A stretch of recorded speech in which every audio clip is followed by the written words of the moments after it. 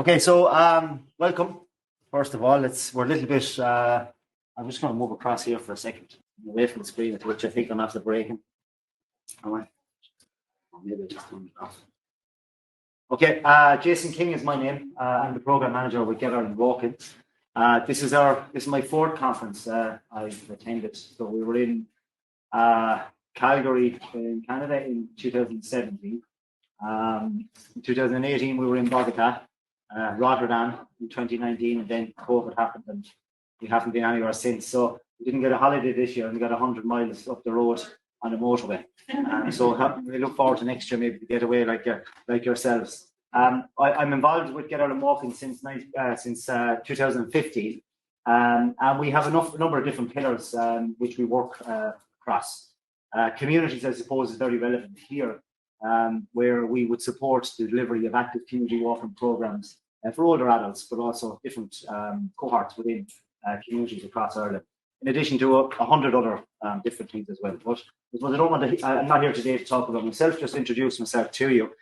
We have 4 speakers today, 1 pre-recorded, 1 online, virtual presentee, and 2 of our colleagues here, Sarah and Naomi, which we fit you in. So you're going to go together later on. So I think that's the format, isn't it? We have the virtual first. I suppose this topic, when I was asked to do it, something of interest to all of us, really. I suppose there's none of us getting any younger. So I'd love to get a better understanding from, a built environment perspective, how we can change the space to accommodate older adults or active retired people within society. So up to now, our work in Get Ireland Walking has been very much around program support. So I'd love to learn and look forward to learning a little bit more from the speakers here today. So without further ado, I'm going to introduce Sarah Widmer. Hi. Zexia. Oh, Zexia. Sorry, my bad. So I'm going to introduce Zexia, who is dialing in. It's a pre-recorded, but Zexia is from China. Zexia works with planning and design and survey research, supporting age-friendly transportation. So I'm just going to ask you to play that, if that's okay.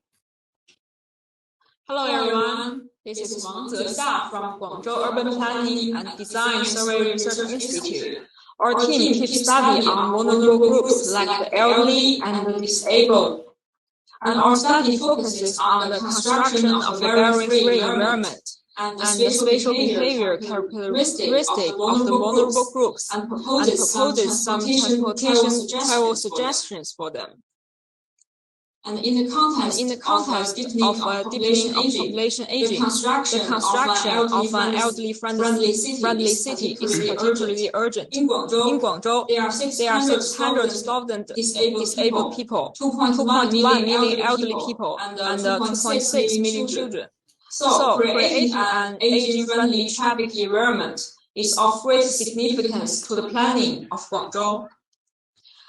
As a first-tier city with rapid development, Guangzhou has 11% of its permanent residents that aged over 60, and the deepening of the aging degree poses more challenges to the city's operation and quality improvement.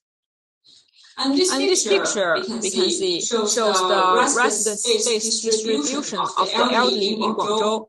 And we can see that most old people live in the center city, and as we call it, old city. So the construction of a barrier-free environment in the center city is really significant. Therefore, to build an all-age-friendly city, the needs of the elderly should be fully considered, and their rights need to be protected from all the aspects. And we will develop policies and strategies at urban level, regional level, and building level to improve the environment. Although Guangzhou has made a lot of achievement in urban construction in the past 10 years, there are still many facilities that are not satisfactory. Like there is no elevator on the overpass, and the streets are too narrow for the wheelchair, as we can see in the picture. For another, there are a large number of communities in Guangzhou that lack suitable space for aging people, and the elderly do not have a comfortable space to rest or to chat. You can see in the picture the Chinese words on the wall means rest space for elderly. So how can we create an all-age friendly environment which can take care of all the vulnerable people, including the disabled, the elderly, children, and the pregnant, as well as all the citizens in Guangzhou? To solve this problem, Guangzhou has a policy rolled out. In March 2020, this city issued the Guangzhou Municipal Regulation on the Management of Barrier-Free Environment Construction, which stated that a development plan for the construction of a barrier-free environment should be prepared and implemented after being reported to the people's government for approval.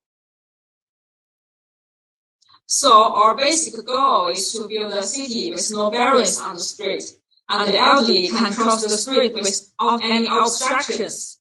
And this picture shows the accessibility guidelines we made for the public and the construction unit. And we want to visualize the rules to make it easier for everyone to understand.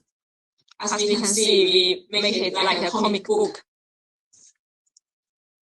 For another, we want to build a smart city that fully digitalizes the location of accessibility facilities and the related transportation information. We can imagine that a blind person can wear a voice navigation handset and use a smart blind stick so that when he or she walking on the street, the smart blind stick can identify the blind stick chip and navigate for him or her. In this study, we also use all kinds of data to analyze the spatial agglomeration of the disabled and the elderly, and find out that most of them live in the central area of our city, which means that we should strengthen the arrangement of barrier-free facilities in these places. And we also investigate the distribution of barrier-free facilities on pedestrian bridges. The result shows that for now, there are 369 pedestrian bridges in Guangzhou, of which only 11 are equipped with barrier-free facilities, which, for example, like accessible elevator. And the construction rate is only 3%, which is really low and uncomfortable for people who use wheelchairs. Moreover, the proportion of the elderly population in the old city of Guangzhou is as high as 25%, which means a lot of senior citizens in our city. And the barrier-free facilities in the center city need to be upgraded. The overall level of barrier-free allocation of community elderly care service facilities is really low, and the allocation rate of single-type barrier-free facilities is only 48%. So to sum up, we know that Guangzhou still has a lot of work to do, and we want to make some strategies to help improve our living environments. Firstly, we will talk about urban transportation strategies for aging. And at the urban construction level, we emphasize the integrated design of barrier-free facilities, focusing on eliminating the travel barriers of the elderly. And at the same time, it is necessary to improve street facilities, which, such as enhancing the information recognition of traffic signals and prolonging the passage time of pedestrians crossing the street around the elderly communities, which a lot of senior citizens gather. And thirdly, it is important to improve city auxiliary facilities such as enhancing the information recognition of traffic signals. And lastly is to provide special service facilities for the elderly, such as providing convenience for them to operate the intelligent system during the COVID-19 period. And we also built a city information service platform like this. And on this platform, we provide information like population distribution and movement tracking. And in this picture, we can see this is the map for Guangzhou. And when the red color is dark, it means there are a lot of senior citizens gathered. So this is the place that we should add more improve the barrier-free environment there. And we use big data like mobile phone data or traffic or population data to identify the activity characteristic of the elderly and analyze the actual needs of people in combination with various data like transportation facilities in Guangzhou. Therefore, we are able to provide technical products for subsequent traffic planning and barrier-free facilities configuration. And this page shows the accessible design strategy for residential communities. And it is necessary to optimize barrier-free facilities, especially in daycare centers, markets, or canteens, which the old people like to go, and other gathering places for people's daily activities. And the pedestrian system in and around these communities should be improved. And we also use this picture to show our traffic rules to help people understand these rules. Furthermore, communities should be equipped with an elderly activity center, or the vegetable market and other facilities that are necessary for the elder in the residential area.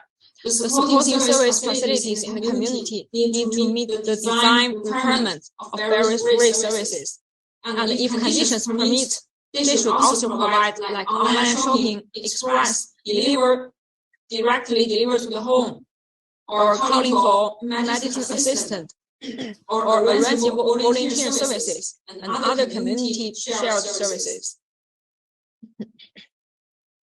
We know that Guangzhou has a very long history, like 1,000 years, and there are many historical buildings in Guangzhou. And for these historical buildings, we have strategies like, firstly, we should respect the historical features of Guangzhou's traditional buildings and adopt a design style that is unified and coordinated with the historical features. And secondly, adopt flexible and reversible devices to improve the barrier-free facilities of Guangzhou's traditional building. We can see that this is a very old building in Guangzhou, and we add some electronic elevators for the people who use the wheelchair to go upstairs. And for the inside the house, the barrier-free design of these rooms should attach importance to the detail, including the processing of spatial scale, the structural detail of furniture and facilities, like that. And it is also important to use flexible and changeable layout forms and furniture to meet the changing needs of people. So these are our strategy and thinking for Guangzhou to build an elderly-friendly city. Thank you.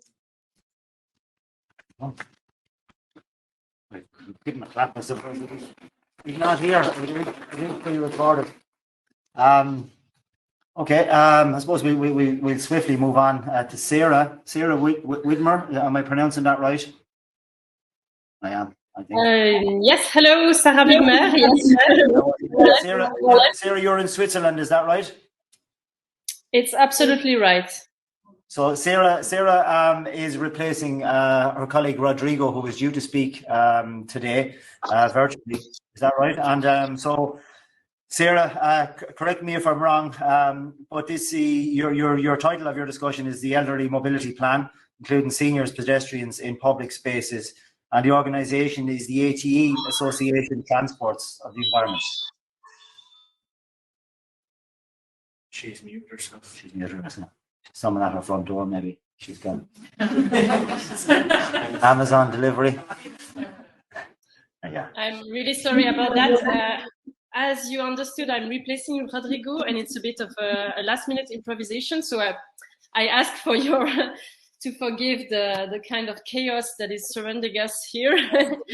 And I'm ready to share my slides.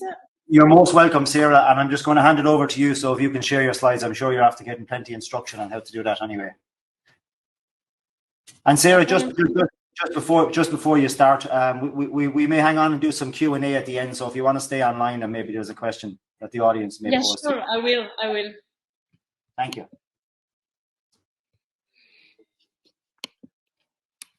Yeah. So I guess you see my screen now. So hello everybody, my name is Sarah Widmer, and as I just said, I'm replacing Rodrigo Loroña, my colleague from the ATE.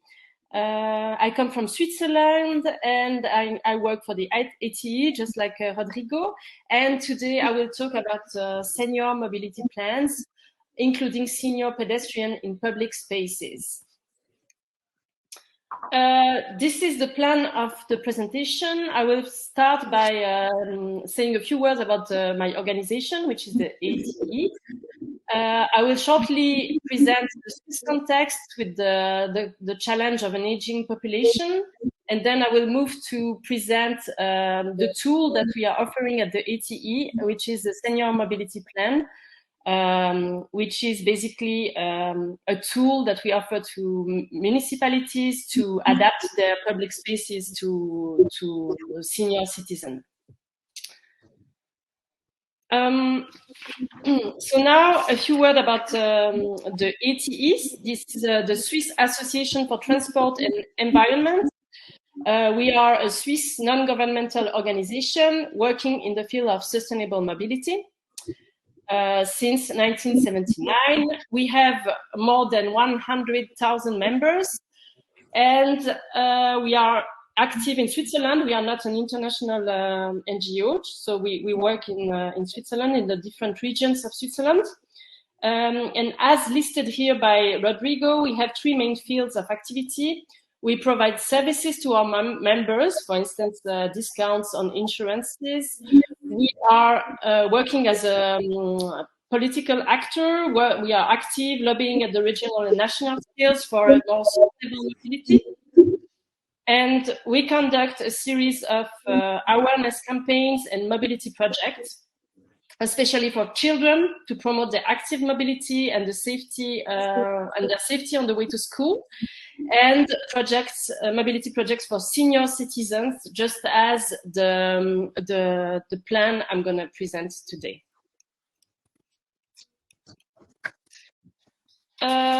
Very briefly on Switzerland for people. I know it's an international conference, so just to locate us on the map. We are an European country, but not part of the EU, a very small country with 4 national languages. And about a few data on our demographics. We have about 8,700,000 people. And we have a life expectancy of 85.7 years for women and 81.6 years for men, which is a little bit higher than in Ireland, from what I know. As many countries in Europe, we are facing an aging of our population. We can see here the evolution of the age pyramid since 1900 century. So the share of people over 60 years of age, 64 years of age, sorry, was around 6% in 1900.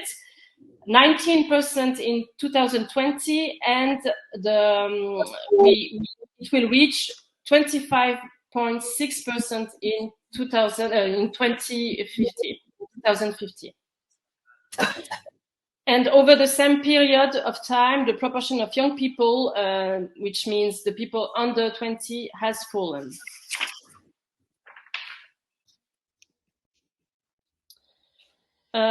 Senior citizens in Switzerland are the fastest growing demographic group. Currently, 18% of this population is age 65 or over, and by 2045, this share will be of 26%. So we can see that there is that this group of population is going to become more and more important. And this demographic group has specific needs in terms of mobility. And with the aging of population, these needs become it becomes more and more urgent to meet these needs. We know that walking is especially important for this group of people, but we also know that this group, especially people over 75 years of age, can present physical and cognitive limitations like hearing or visual losses, and that public space is poorly adapted to their needs. We registered an increase in falls, and the share of senior pedestrians that are injured or killed in road collisions is still very high in Switzerland in comparison to other group of age groups. And the consequence of this is a decline of active mobility among older citizens. We see less and less people walking, and there is an increase, on the contrary, of 11% of the trips made by car since 1994. And a consequence of this situation is also the risk of these people being isolated, of social isolation for these people. So in the face of all this, and in this context of population aging, municipalities in Switzerland are facing a major challenge, which is adapting public space to the mobility needs of this demographic group. And this is where we intervene with the ATE. We provide advice to municipalities on how to design or to redesign their public space in order to make it better suited for older citizens. And here I have a little movie that shows what is mobility plan. I hope I can make it work. Let's see. En Suisse, la population des personnes de plus de 65 ans est celle qui connaît la plus forte croissance. C'est une population particulièrement vulnérable qui fait face à de nombreuses limitations. Les seniors sont les plus menacés dans la circulation routière et sont les plus à risque de chute. Un espace public inadapté limite l'autonomie des seniors et renforce leur isolement social. Répondre aux besoins de la population vieillissante est donc un enjeu majeur pour les communes. Le plan de mobilité senior est une solution clé en main pour améliorer la mobilité et la sécurité des déplacements des seniors, ce qui a un impact positif sur leur santé et leur intégration sociale. Il se déroule sur mandat de la commune durant environ 12 mois. Cette démarche participative est réalisée en collaboration avec les services publics, les seniors et les associations locales qui forment le groupe de pilotage. Chaque plan comprend 4 étapes. Un diagnostic de mobilité réalisé à l'aide d'une enquête, de focus group et de parcours accompagnés. Un rapport transmis à la commune avec des recommandations d'amélioration. Des actions de sensibilisation menées tout au long du plan. Et sur demande, un suivi des mesures mises en place par la commune. L'ATE réalise des plans de mobilité senior favorisant ainsi une meilleure qualité de vie pour toutes et tous. Intéressés? Contactez-nous. So this is, I hope you could read the subtitles. This is a presentation of what we offer with the tool, which is the Senior Mobility Plan. Just to sum up the main goals of these plans. So these plans are a turnkey solution for municipalities, and the goal is for them to improve the quality of public space, to improve the mobility of senior citizens and their safety in their mobility, in their daily mobility. And this has a positive impact also on their autonomy, their health, because we promote active mobility, and on their social integration.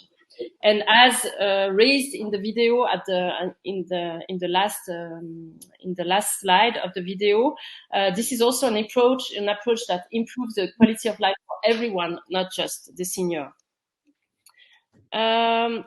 Just a few key points about the approach. This is a participatory approach, so we work with senior citizens to ask them also what are their difficulties in public space. We are in dialogue. We open a dialogue with the municipalities and other actors in the municipality. We work on a mandate from the municipality, and we define a steering committee that will bring together all the different city services and the actors that are concerned by the senior mobility plan. And normally the duration of a plan is about 12 months. And during these 12 months, you have seen it in the video, we have 4 main stages. We first assess the quality of the public space for senior citizens. So we do this phase of mobility assessment. Then we provide recommendation on how to improve public space. We also do awareness campaigns, and then we offer, after the mobility plan, we offer a follow-up and an evaluation to the municipality. So a few words about each stage. The first stage, our methodology is to use a survey that we send to all the citizens in the municipality. They have to answer a couple of questions on their mobility, how they move in the municipality, which kind of modes they use the most, if they safe in space and things like that. Then we also organize focus groups with them and other actors of the municipality. And then we also do walking tours with accessibility experts in order to better know the territory and see where we can find problems that we can solve. So that would be for the different steps in this methodology. Yeah, you can see that after that we do statistics to kind of see where are the major issues, and we also do use mapping to spot all the different problems in space. The second step is the step of recommendation. So we write a report for the municipalities, and we provide a couple of recommendations on how to improve public space on the short, medium, and long term. So that can be, for instance, in terms of improving, I don't know, for instance, public toilets in public space, to provide better pedestrian crossings, safer, and the stage 3 is to do awareness raising campaigns. So, for instance, you can see here a picture where we use that kind of cycle to transport older citizens. We offer also how do you say that? Training to senior citizens to train them to use public transportation, to explain them about all these apps that we can use today to take tickets and stuff like that on public transportation. So there are those kind of training that are provided by my organization as well. And we also have this action, which is named À deux pas de mon arrêt. So in English, that would be 2 steps from my bus stop or tram stop. And this is a kind of a map that we put on bus stops. It was until now in Geneva, but we provide it also everywhere every time we do a mobility plan. And this map is showing points of interest in the neighborhood for senior citizens and how they can reach these interest points by walking and how long it will take them, etc., etc. So this is also something we do. And this is another awareness raising events that we organize, which is the International Day of Older People. This is in order to raise awareness of the presence of this population in public space, to make everyone aware of their needs. For instance, here with a red carpet at a crossing, to raise the fact that they need more time to cross a road than an adult. A younger person. We also have like intergenerational action, for instance, here to raise awareness of kids about the difficulties that older citizens could have in public space. And the stage 4, the last stage, is to provide a follow-up and evaluation of the mobility plan to see what the municipality has put in place and to evaluate how it works and if they need further advice from us. So this is a list of our partners in this project. And if you want more information on the project, you have the contact here of Rodrigo Luruena, who is the project manager for the senior mobility plans. And this is it. Sorry for the improvisation on this presentation. I hope it was interesting to follow. And I'm at your entire disposal if you want to raise questions at the end. So thank you very much. Thank you, Sarah. Excellent. Very interesting. I have a couple of questions actually on that, but I might just leave them to the end, Sarah, if that's okay.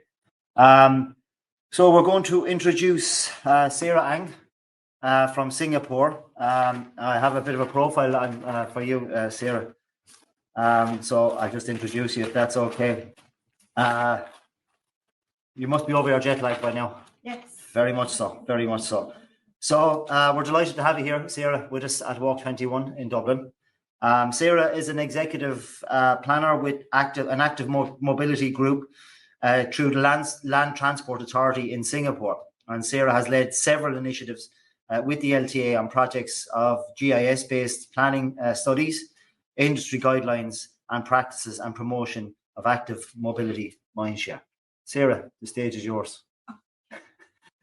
Sorry, can you ask Sarah with me? Yeah, she's going to stand in screen. So sorry, Sarah, you might stop sharing your screen, Sarah Widmer, please, if you don't mind. There you go. All yours. This is click on there, isn't it? That's it. Does that work? You're in full screen. You're in full screen. Yeah, it should be. Hi, good So afternoon. if you stand in here, Oh, maybe the camera will follow you. Just want to make sure. Maybe move out so you can see. Walk wherever you want. Yeah, you can go wherever Okay, you want. sure. Okay, good afternoon, everyone. So as Jason has said, I'm from the Active Mobility Group in Singapore, from LTA in Singapore. And then the Active Mobility Group actually planned for the island-wide cycling path network in Singapore. So currently we have about 500 km of cycling paths in Singapore, and we are looking at increasing it to 1,300 kilometers by 2030. So Singapore is not a part of China, in case you're wondering. It's like a Southeast Asian small city state. We are very small. We are only 728 square kilometers, and we have 5.45 million population size. So we are very densely populated. Currently, we have about 73 road use. We have 12%, and then housing we have 14.5% use. Yeah. The Land Transport Master Plan 2040 is released in 2019. It captures the aspirations and needs of Singaporeans for the long term and presents a roadmap for the development of our land transport system. For this version of the Land Transport Master Plan, we actually consulted over 7,000 Singaporeans. And then one of the key pillars of the Land Transport Master Plan 2040 is the 20-minute town and 45-minute city pillars. And then the 20 minutes town is supported by the cycling path network that we are developing in Singapore. So we are trying to encourage more walk, cycle, ride in Singapore. So another key pillar in the Land Transport Master Plan is the inclusive journeys and transport system, which we aim to provide infrastructure for better accessibility and barrier-free travel to meet commuters' needs, and also nurturing a gracious commuting culture for commuters to take care of each other. So it is in this context, as well as the 20 minutes town context, that we have this project that is like a walking related project. So the local context to providing BFA accessibility in Singapore, so like many other countries and cities all over the world, Singapore is also facing an aging population with a steady increase in the percentage of elderly residents aged 65 and above. So you can see in the chart that it's steadily increasing from 1970 all the way to 2021. And then for persons with disabilities, there's approximately 3% of the resident population which has some sort of disabilities. And then the person with sensory and physical disabilities would constitute half of these disability groups. And Singaporeans are also living longer, so planning for the elderly is important. So understanding the needs of our users. So the users include elderly, hearing impaired persons, visually impaired persons, physically injured, as well as the infants, children, expectant mothers. So you can see in the left column that the elderly actually checks all of the needs, such as the difficulty in interpreting information, poor or no sight, poor hearing, limited stamina, require physical assistance, and poor coordination and orientation. So the right-hand column shows mitigating infrastructures and measures that corresponds to the needs of these user groups. So some of these mitigating infrastructures include like improved wayfinding, as well as providing infrastructures such as ramps and lifts. Yes. Okay, so moving on to the elderly daily travel pattern and the built environment. So based on research, a typical travel distance for majority of elderly is quite short. Most elderly engage in 75% of the activities within 300 to 500 meters of their home. So that means that the influence of the immediate neighborhood built environment is greater. And then providing for BFA, barrier-free accessibility connections in neighborhoods will enhance the travel experience for elderly. So this also means that the better access to neighborhood amenities such as wet markets, as well as community centers and senior activity centers increase the number of walking trips that elderly take. So and there are also tendency among elderly to choose the shortest and most convenient route.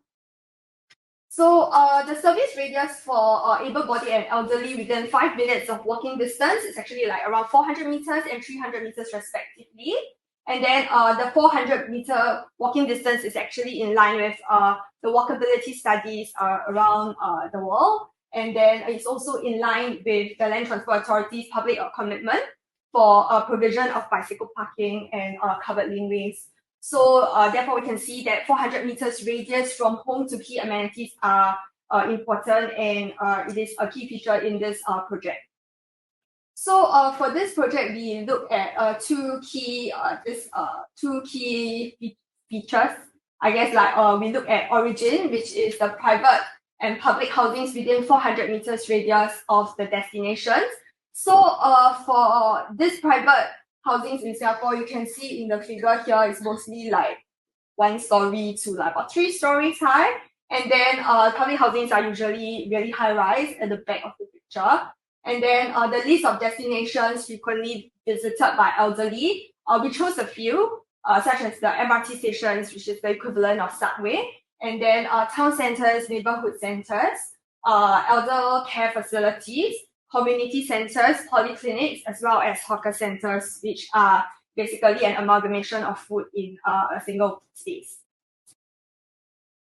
So This is the concept that we'll be introducing called the pedestrian route directness. It is not a new concept. It has been in academic papers, and it's a measure of the directness of the chosen path to a particular destination.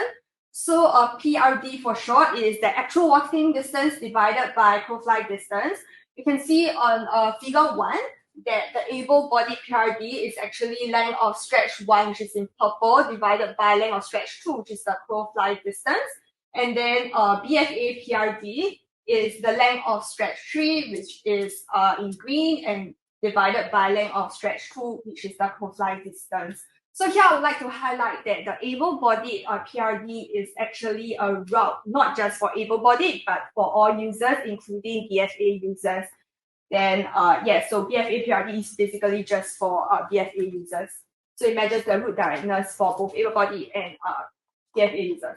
So the lower PRD, it is meaning like the perfect value is at 1. So it means that the path is more direct and it encourages walking. Here, I would like to highlight that the concept, or rather the PRD methodology, is contingent on this updated walking network layer that will match with the latest ground features.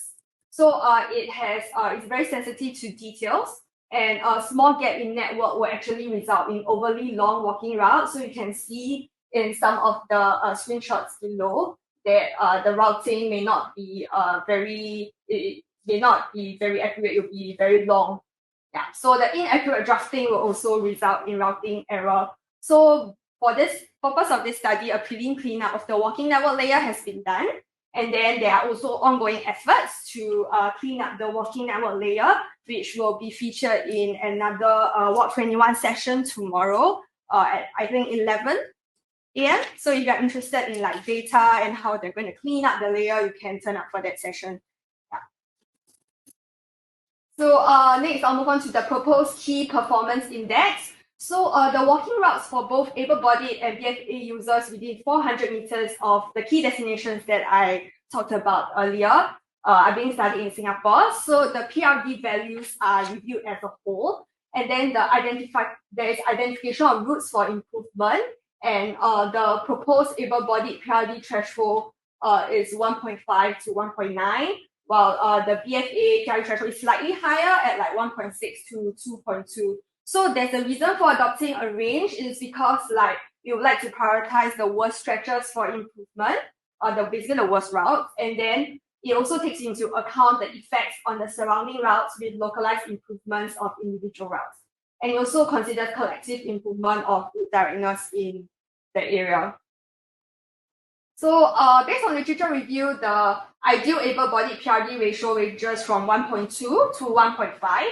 And then here you can see the table of the levels of service that we are using to tier the PRD equally. Yes. So it is very colorful. You can see from LS for the able-bodied PRD, for LSA is less than 1.5, and then so forth. And then it's tiered equally, basically.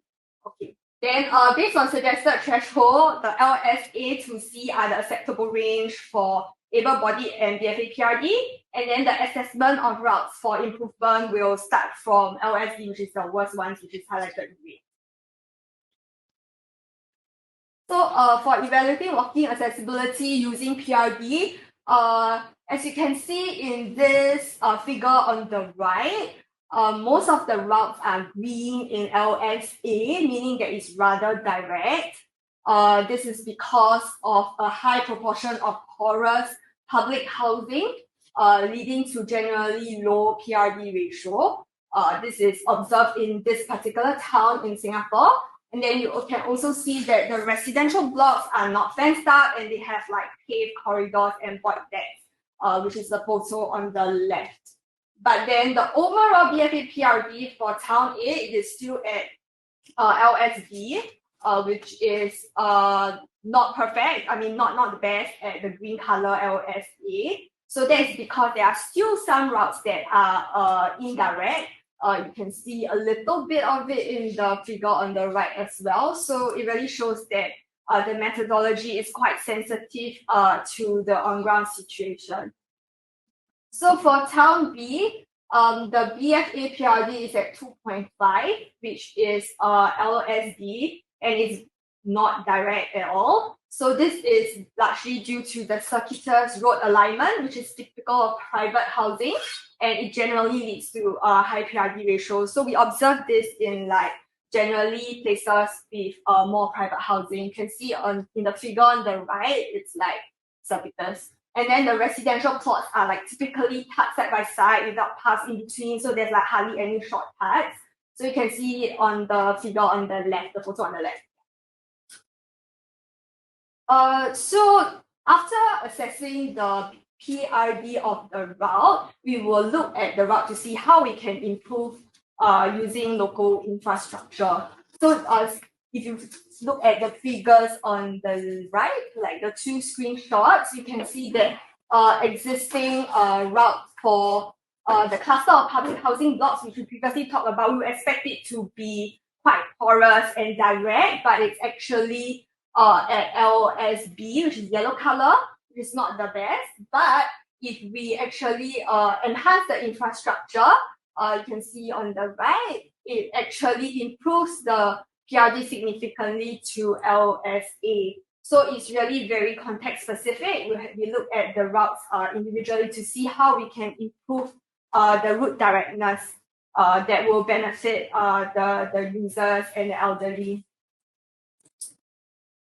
So not only does it help to improve directness, it also can help to improve safety. So safety include for example, implementing crossings. So if you see the figures on the right, after implementing the zebra crossing, which is circled in red, the routes actually become more direct, and then it is also safer for all road users as well. So in addition to crossings, there are also other ways to improve safety, like traffic calming measures, for example.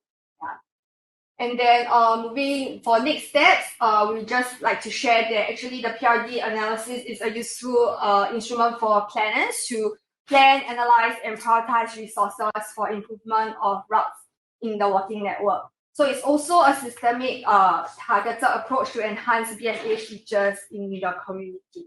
Yeah, okay, thank you.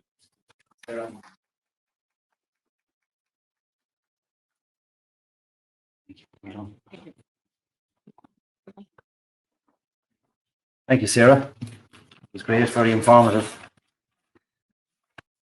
How long, do you mind me asking, how long are you working with the authority? 3 years. 3 years. Yeah. I'm going to make an attempt at your surname again. Our next speaker is Naomi Carmelet. Carmelet, the T, all the way from Belgium. Yeah, so Naomi works for the Pedestrian Movement, a Belgium non-for-profit organisation focusing on sustainable mobility and placemaking.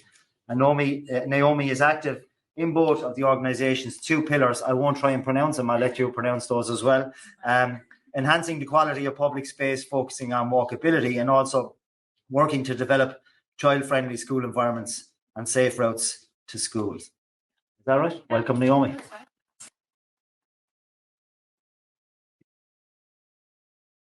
I believe I will be your last speaker for the day. Okay. And with my presentation, yeah. I just press this. Okay, perfect. Yeah, so my name is Naomi Carmelet. I'm from Belgium. And the two pillars were Infopunt Publieke Ruimte, that's the logo you see right here, which is focused on public space. And the other one is Octopus Plan, which is our school, the part of our organization that focuses on schools. And today I'm going to tell you a little bit about our project called Silver Ribbons. It's a project we have together with the district of Antwerp, so the city of Antwerp. And it's about user-friendly walking routes for older adults. So what we did was we were asked by the city of Antwerp, the district, to give advice to look at two specific neighborhoods, and you can see them in the pictures here. One of the neighborhoods is called Windel, this one. It's a bit more modern with broader streets, The other one is University neighborhood, and it's an older neighborhood with typically narrow streets. So two different kinds of neighborhoods, but a lot of problems that were visible in both neighborhoods. So we were asked to look at them, to give advice, and to propose possible quick wins. That was actually the so the goals, as we heard in the other presentations, were of course increasing independence in older adults, increasing physical activity and social interaction. And we did the research and we wrote down the report under COVID-19 conditions. So this, of course, had an impact on the amount of co-creation that was possible in the project. So how did we do this? We draw from our own expertise. We also did some research, but we especially did a lot of site visits and walks. So it was a really hands-on approach. We had 2 specific neighborhoods and we really walked around in them, just looked around, walked together with senior citizens, people from the senior council, but also people living in the residential care centers or living by themselves. So we walked around, we interviewed them both in the streets and online. And we also met with district employees and people working in the residential care centers. So that was the amount of conversation. Yeah, that we had. It's the end of the day. English is running out. Okay, so what did we do? We defined important destinations, as we saw in the other presentations as well. And then we selected the best walking routes connecting all these destinations. We identified obstacles, but not in general, really specific in these 2 neighborhoods. And we gave advice on how to get walkability improvements. And all of this was written down in our final report, and we also added online maps to support this. So really hands-on, really pinpointing all the different problems that we draw 2 different types of routes. We had a recreational route in both the neighborhoods. It runs in a circle and it connects interesting points, recreational points, and it connects them not necessarily through the shortest route, but the most enjoyable ones. So this is really to get people out and walking for fun, for leisure, which is especially important for people living in residential care centers. And there was one in both the neighborhoods, just to get out and get walking. And there are shortcuts, so you can actually choose how long you want to walk. Then we also had the functional routes. These run through the neighborhood and they connect interesting points like shops, like bus stops, etc., through the most direct route. Together, these silver ribbons, as the district called them, they form a network. And as you can see, it covers a big amount of the neighborhood, but it also gives like a clear start for action. So you see some streets are identified as possible routes, others are not. So it gives like some sort of direction for a start. Now, how do we make these user-friendly, especially for all the adults? Of course, we looked at the quality of pavements and the safety of crosswalks, but we didn't stop there. As you've heard probably in a lot of other presentations today. So we also looked at resting spaces, public green spaces, etc. And this was actually something that we also heard from the people we interviewed. So the older adults, they didn't only complain about pavements or crosswalks, but they really added like, we want more green, we want more spaces to meet people, and especially cross-generational. So sitting down on a bench, enjoying a public square, it was for them more enjoyable when there was some kind of a playground, for instance, where they could watch young children play, basketball field. So yeah, that you really have this cross-generational point of interest. I'm going to show some pictures of all the things we saw on the streets. Starting with the poor accessibility and obstacles, there were a lot. As you can see, too narrow, uneven, all sorts of obstacles. And this is really a very basic problem. It's not difficult to notice, but we saw that it's necessary to actually make it visible again. And it was kind of confronting for the people in District 2 actually see it all in pictures and on these maps. And by really making categories of all sorts of obstacles, we could also look into possible solutions. So this crossing, I circled all the different kinds of obstacles. So it's like 7 in one crossing. So this really was a barrier, and the district also knows that this was this street is a problem, and it really it's kind of a wall between the neighborhoods that we looked into and the city center. You can't even cross it when by yourself, and you, for instance, in a wheelchair. This is just impossible, I would say, without help. And for instance, this was also something that maybe you don't notice at first hand, but if you stop and look and you try to think like, okay, how would you do this in a wheelchair? This height difference is in the design of the square, but through the years, more and more obstacles were added as it happens. So actually, the whole public square became completely inaccessible from this side and the side around there. So to enter it, you really had to go all the way around and back to be able to. So we wrote everything down in our report. I won't go into deep, but we added solutions. So we before I came here, I also listened to or checked with the district council on what they had already done and what not. So some things they've already done of our recommendations, and they also are planning a lot of different stuff to do. Mm-hmm.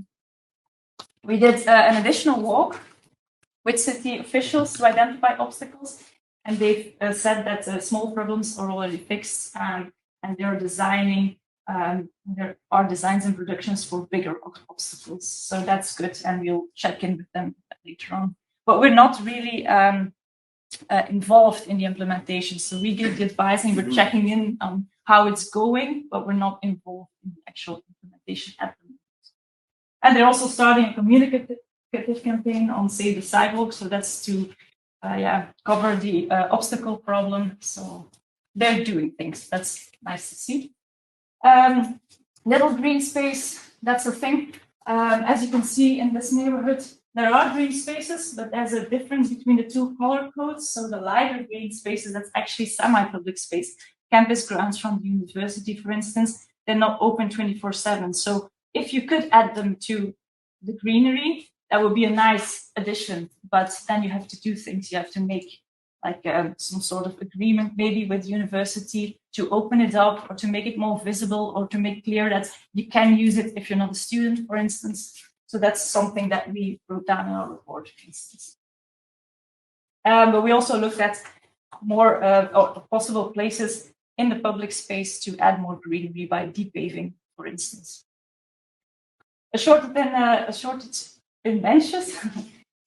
Only the green points were good benches. The red one were benches without armrests or backrests, or the height is not good.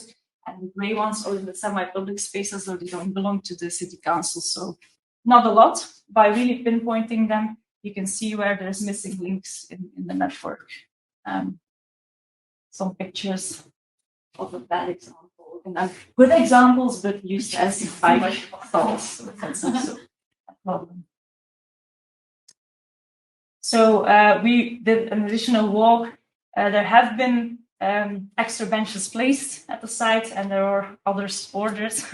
We also suggested that you could use the benches that are already there, but add backrests and armrests. Those kind of systems exist, so do not really have to replace everything, just add something.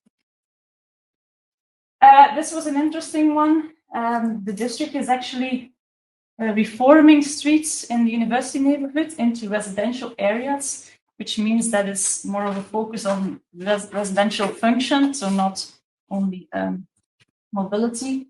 But as you can see here, it looks very gray. There's not a lot of greenery. There's not a lot of benches to sit. So the focus is still on mobility, and there's still a lot of cars coming through. So especially all the adults, they said like, okay, for us, it doesn't feel safe to walk there. You feel like you have to have eyes on your back for all the cars and bikes coming through. But we also interviewed students in this area, and they said the same thing. So it's not really only for older adults who experience this problem.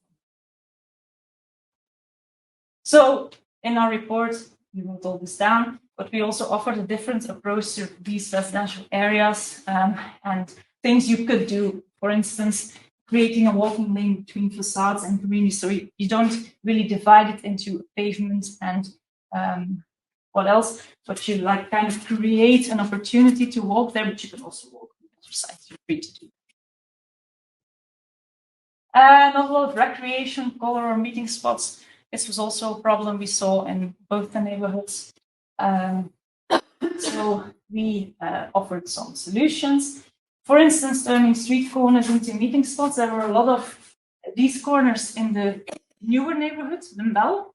And on other corners in this neighborhood, you had a nice example of a corner really with paving, with extra benches. So not one bench over here, but like a group of benches where you can really sit and enjoy.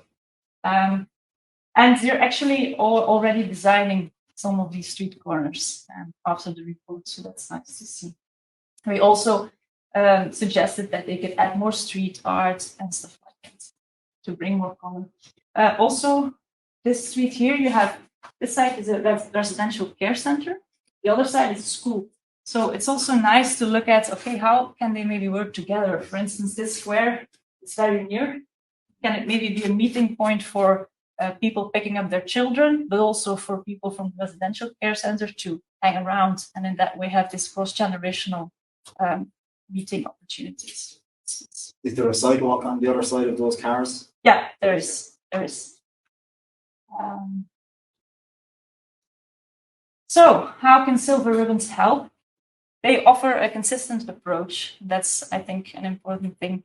And they enable clear policy choices. As I said, we shouldn't stop there. It's a good starting point, and it gives people who work for a local authority an opportunity to like make choices and have a plan to start. And they stimulate physical activity and fighting loneliness, and decrease independence, and especially they're for everyone. Actually, that's something we noticed when we worked when we interviewed people. All the things they mention, it doesn't stop, or it's not only the needs of older people we worked with. Actually, everybody wants more green, everybody wants more meeting spaces, etc. So it's just a basic human need, I think. Thank you very much.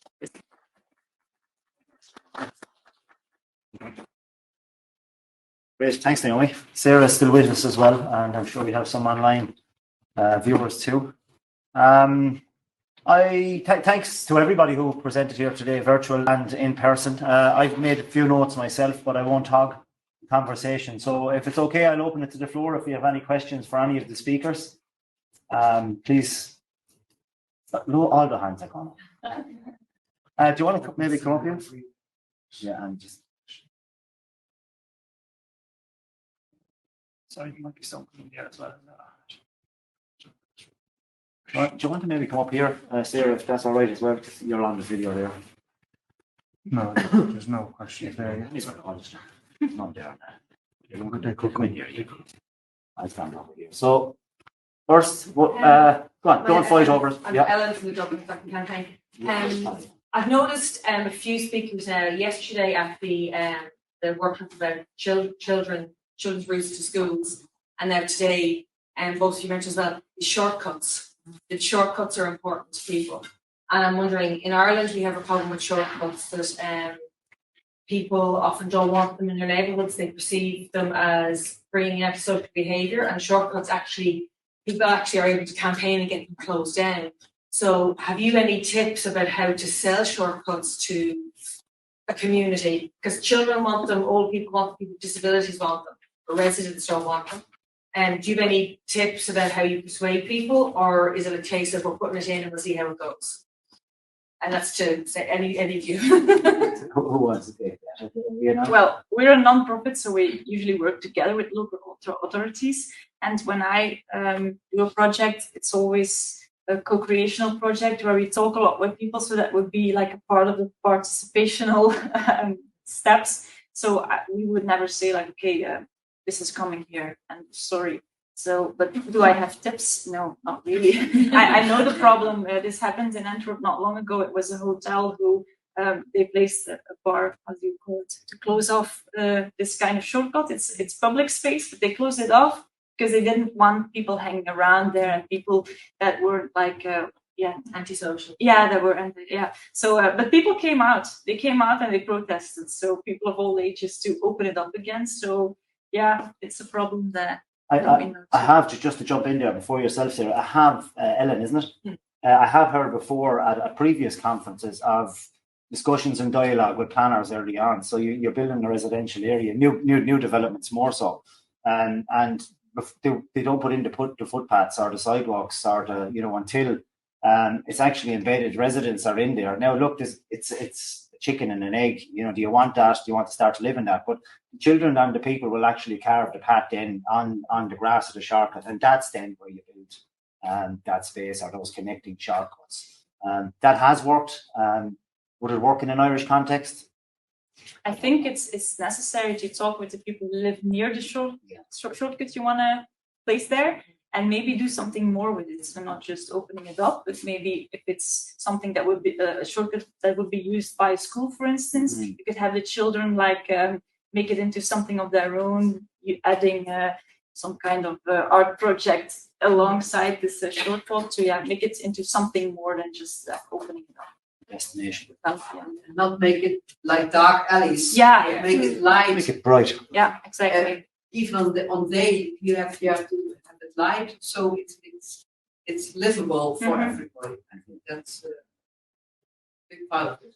And there is the perception out there, we light up the space, it draws, it promotes antisocial behaviour and young people gathering. But again, if the space is not lit up, we're not going to use it as an older person or somebody who feels unsafe in the area. So, yeah.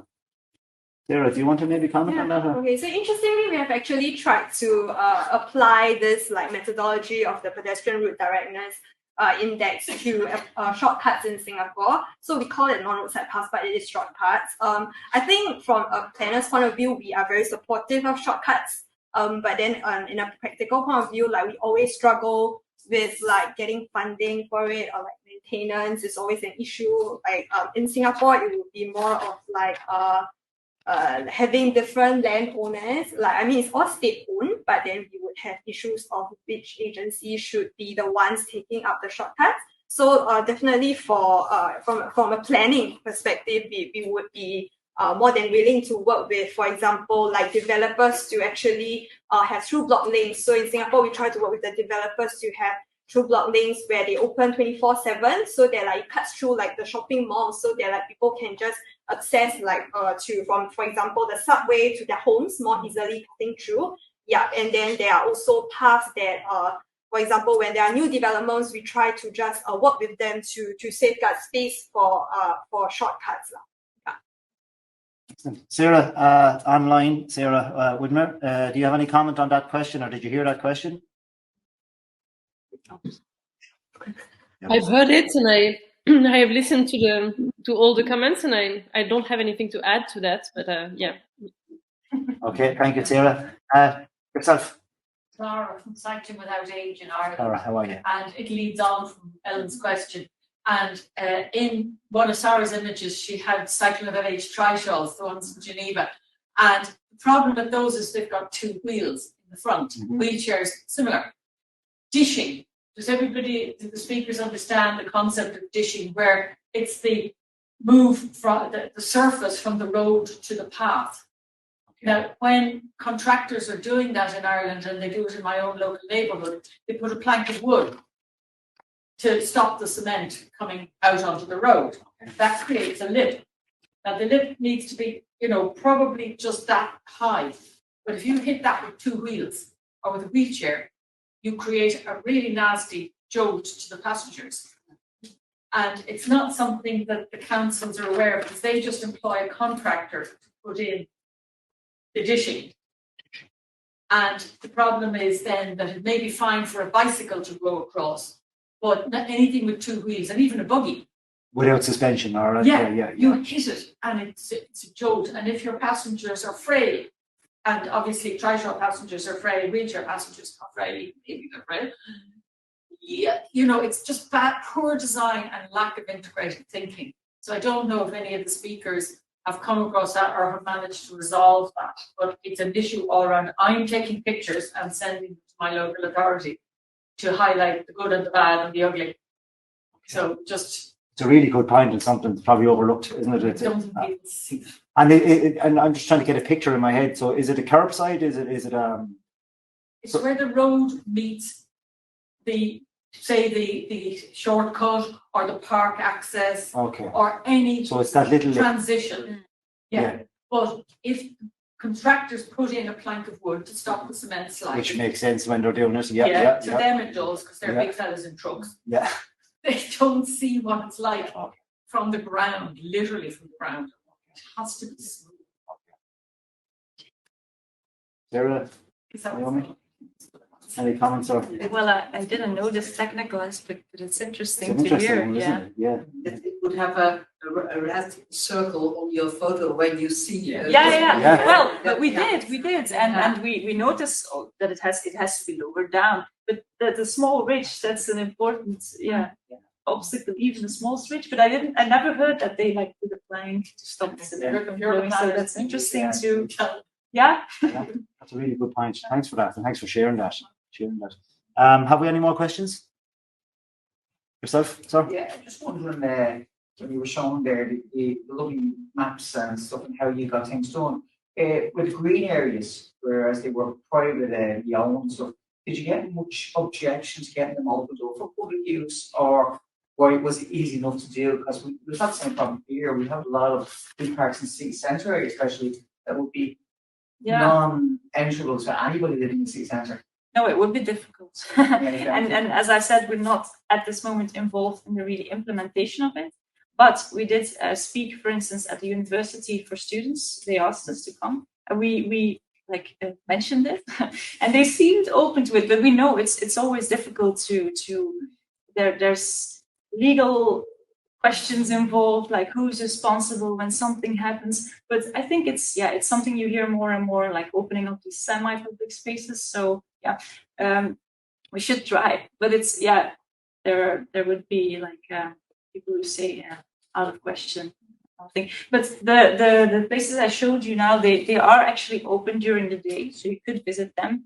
So it might be just a matter of making people feel welcome to enter during opening hours, for instance. But would be a problem. But the district council is also starting. They're talking with one of the residential care centers. They have a private garden, and they're talking about opening it up. So it's just a matter of communicating and probably taking your time. For me, I suppose, which was not alarming, but I've had a conversation earlier on today that we're an aging population, and the percentages, like this, the growth in is huge, absolutely massive. Probably bigger in was it yourself?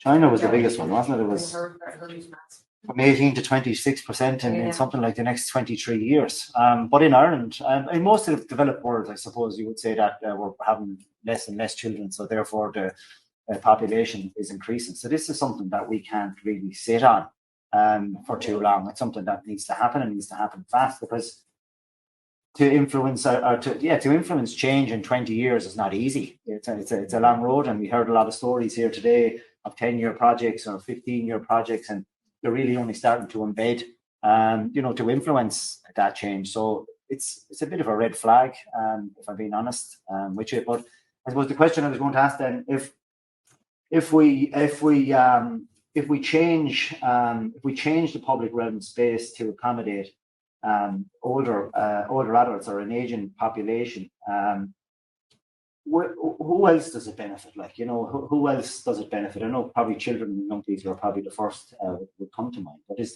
who else benefits within society? Any in general? Maybe. I don't know how to, but going back to the parks thing, we have parks in Ireland, public parks, that have kissing gates and barriers on them. Yeah. I mean, Dublin City is full of them. Yeah. And so, but these are not private places. These are actually our own public parks, and they have barriers and kissing gates. You cannot get through them with a double buggy, with a wheelchair, with a trishaw. Okay. Already. With, yes, a mobility aid. Yeah. And yet these are private, these are actually our own public spaces. So, And that's part of the answer, so it concerns everyone. Yes. Because that's not an old person, that's a woman walking woman with with a a double buggy. carrier, for instance, or so So by making that change, it affects, Yeah. you know. yeah, sure. Yeah. Because when you're walking down a pavement that's full of obstacles, okay, if you're not if you're mobile, you can just walk around, but it's not comfortable. It's Yeah. not what you want. You want to walk What forward and about the funding? I know you make recommendations to local authority and you say that we need, and you mentioned the responses straight away, and some of those projects are probably not hugely expensive, but you're talking on a different scale in Singapore. So you make those recommendations to local authority, we need to change X, Y, Z. Do you put a funding, application with that, or is it up to them? Is it up to the council or the authority to? Technically, we are the authorities, and then there is a ministry above us. So when we put up a project, we will have to put up to the ministry for the funding. Yeah, but before we even get to the ministry for the funding, we will have to clear a lot of like internal divisions, such as like, for example, the maintenance team will be very concerned with, let's say as planners, we will say that we want to have shortcuts, like as many shortcuts as possible because it will benefit everyone, right? But then maintenance will be like, so why do you want this shortcut? Because like we are from Land Transport Authority, they'll be like, does this serve a transport need? So like that's when the planners will have to defend like why does it serve like a transport need and like put it up. So we have to first get our internal audience in, like the whole of the authority, because we are as Land Transport Authority in Singapore is very huge. Yeah, so we have to get the buy-in from internal first before we can actually put up a funding from the ministry, before we can actually get to having. So they're just suggestions. They're recommendations, but you don't recommend it. So is it a 10 million project? Is it a 20 million project? You don't even you're not concerned with that, is it? That one we will have to work out internally. That one, yeah, we haven't reached the stage yet. And what about yourself, Naomi, or Sarah, with us from Switzerland? Is, cost recommendations are great, but we know that we need money to influence that change or to implement the change. Is that a huge problem in Switzerland and in Belgium? well, we often work together with the local authorities before we start. Okay. So they have actually reserved a budget, which is often small, but the things we suggest are often Small. quick wins and small. I see And that. yeah. So that's going back to your point. There's loads of quick wins, isn't there? We don't have to break the bank here. We can make those changes. Like Kissing Gates is probably a really good example. Really, really good example. Not only to hog as well. In Ireland at the moment, we have the cash. Cash is not the problem. We heard of the investment. We've heard of the investment this morning. Yeah. But there is those shortcuts, like people in my local area, and I think it's often older people who would actually benefit from it. They object to benches, antisocial behaviour. They object to shortcuts. The older people do. The older adults, is it? Older adults too. Okay. My older, basically older retired people who have a lot of time on their hands. I think that they don't want anything to change, even though the changes would benefit everybody. But we want to put a bench on our street, and people objected because they didn't want people congregating on the street. Yeah. And our street's quite long, so an older person couldn't walk from one end of our street to the other. Yeah. It's okay going. It's a hill, but yeah. There's a park at the bottom of our hill. A lot of older people live at the top of the hill, so people drive then. The consultation is key then, isn't it? You know, that consistency. Yeah, was there a gentleman in a video this morning when we spoke of a greenway, I think in one of the presentations, to say that he objected to the greenway going in? I know he loves it. Yeah. The daughter, was it? Yeah. So therefore we need to engage in that conversation, I suppose. Well, we often do very small projects, so when we have a participational method for it, but that takes a long time if you have to do that kind of project everywhere. So yeah. Sometimes it's actually change would be beneficial. It doesn't happen because of the problem that's existed for so many years that is viewed as, but if we take this away, that problem is going to remain get worse. Like the Kissing Gates, for example, in my own area. we try to remove kissing gate with the upper, and the councils will actually be killed in the area, to be honest with you. Like there was actually one new kissing gate open last year, and it was actually the local gangs actually kept removing it. And council had to replace it 4 times before they gave up, because the issue we had was antisocial with drug dealing gangs, and they didn't like the kissing gate because it stopped them getting through with their bikes. They couldn't get away fast enough. They couldn't get away from the guards or just the so they kept on angle grinding the kissing gate away until they won. Right. Like it's a common area that we have, and anytime we have actually had meetings with council, the actual thing is asked for kissing gates rather than having removed. And it's actually the elderly who ask because they're safe. It's a strange one, but when you have intimidation, at least will come. Like there's areas I can read them where you can get rid of them. There is areas in Dublin where they are necessary. So they're not treating a symptom rather than you lock people out of the park. I know we do that, but see, we actually have them in housing estates. We don't have them in the park. The park time's problem. It's the housing estates problem. And that's where the issue is. Thank you very much for your time. Have we any more questions? No? No? Before we clap. Thank you, Sarah. Switzerland. Well done, everybody. Thank you. Thank you. And we're right on time. We have 2 minutes to spare. I'm hoping everybody maybe we'll see you in the Mansion House this evening for some drinks. I don't know if there's any dancing around there, but you can dance if you want. Thanks very much, and safe home or safe back to your hotel. Yep.